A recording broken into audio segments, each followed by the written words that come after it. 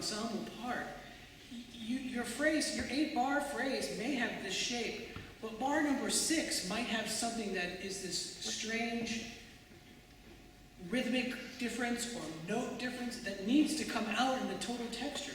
So your whole texture of your line might look like this, and then for one measure be like this, and then back again.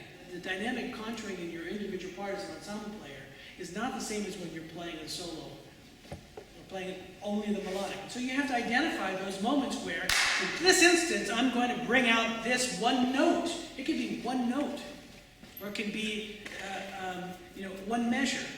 Remember, what Grainger loves to do is he loves to set something up in a normal way and then throw things that are unexpected at it.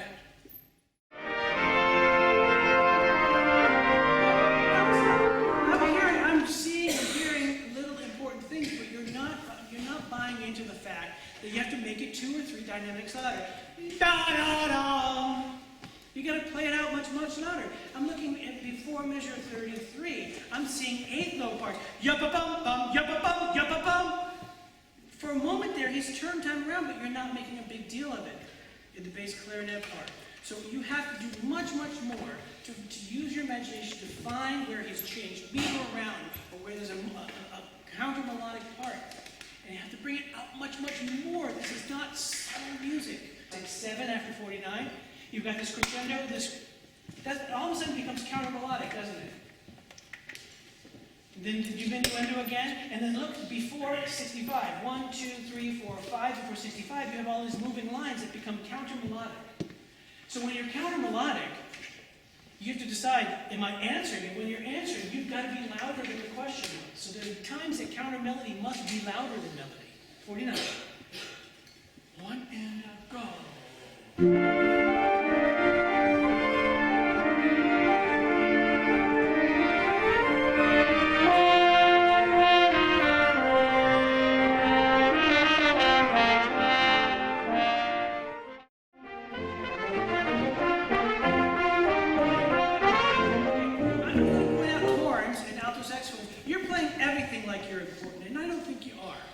Now, yes, you have accents. Yum, bum, bum, bum, bum, bum. That's interesting, yes. But now you have bum, ba, ba, bum, ba, ba, bum. Bring out those moments. Make sense?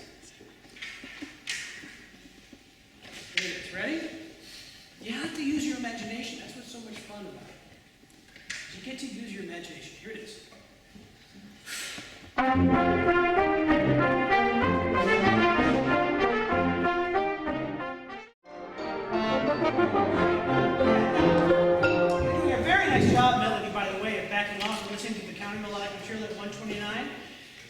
But there are really interesting things we've not heard before. For example, it's the cornets and alto saxophone. Could you play, starting at 129, and could you make a big deal of the 3rd measure? In other words, out of the dynamic, you're playing a phrase with a dynamic spectrum like this, but all of a sudden in the 3rd bar, do this. Just for that 1 bar, and then come back down. 1 and go.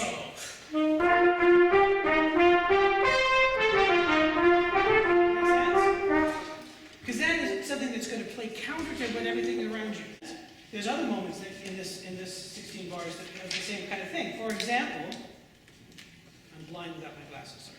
For example, before 145, 1, 2, 3, 4, 5, 6, before 145, we have another really interesting counter-melodic idea in the cornets and the alto saxophone again. Could we have that 1 bar, please? Yeah, ba-da-ba-da-ba-da. Got it? Ba-da-ba-da-ba-da. Now notice where the accent is. The accent's on the 16th note. You're accenting the bottom like you normally would. But it's ba-da-ba-da-ba-da. Again. Ready? And go.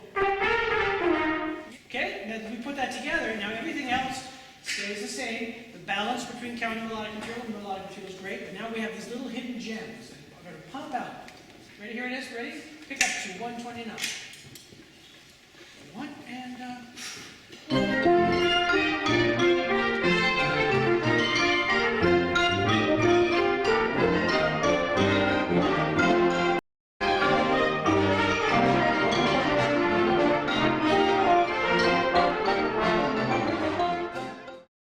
what makes music interesting often is when there are things where unity and variety occur simultaneously.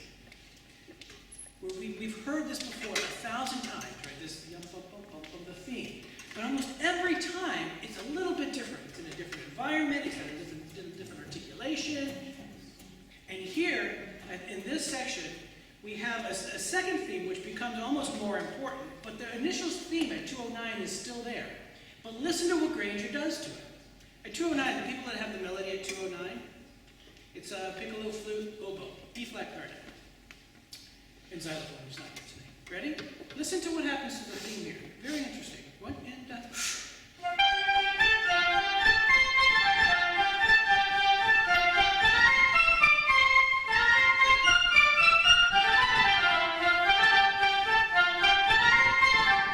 And you have to play with the same phrasing that we had all the time before. You're not playing with the same phrasing of eighth notes leading to the long notes following.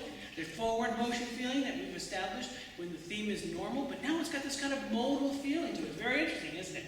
Very Grainger. So when you come across the theme that we know, and now all of a sudden you're hearing interesting intervals, you're hearing note changes, you've got to make a much bigger deal of it. Out of context. So the notes that are not normal notes need to be played louder. Can we put that together? Now, even though this second theme is important here, it still can't be so important over the melodic part that we miss how the melodic part has changed. Put it together, please. We're going to do one before 209. Ready? And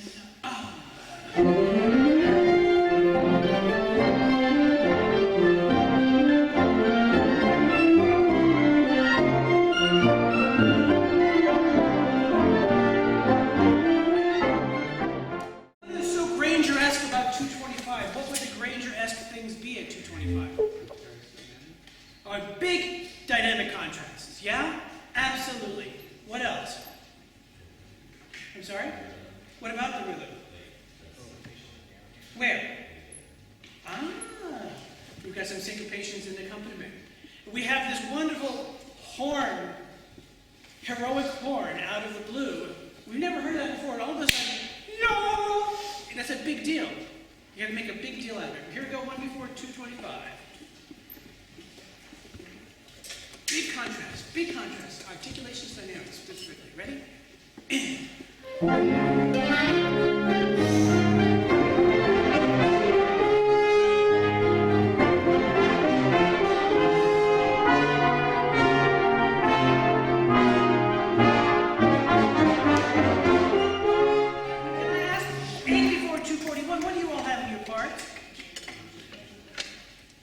Mezzo forte followed by what? Crescendo. You can't just say the same thing the same way. Again, Grainger gives you so much information. When Grainger gives us information with accents and dynamic contrast, again, remember, what's important about dynamics is not the decibel level of the dynamics. What's most important about the dynamics is how they change. It's the difference between the mezzo forte and the forte that really matters. And to make that larger, makes it more noticeable. So if you have crescendo in your part, you've got to do something in contrasting the dynamics.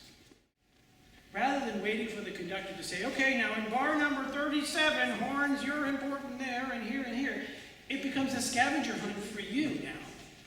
Where does Grainger in your part throw something that's unique? Whether it be a feeling of, instead of feeling 1, 2, 3, 1, 2, 3, feeling of 1 and 2 and 3 and. Does that a lot? It can be accidentals that are in there where it changes the tonality, what have you. It's your treasure hunt now to find those things that you think are really unique, and you've got to play them so loudly that your mom won't miss it when she's at the concert. Make sense? And that's how, to be honest with you, that's how the music becomes alive. That's how it's not just my interpretation, but it becomes our interpretation. Because it's your decision to decide where you have that little special gem of Grainger that needs to be brought out. And to do it in a way that no one will miss it.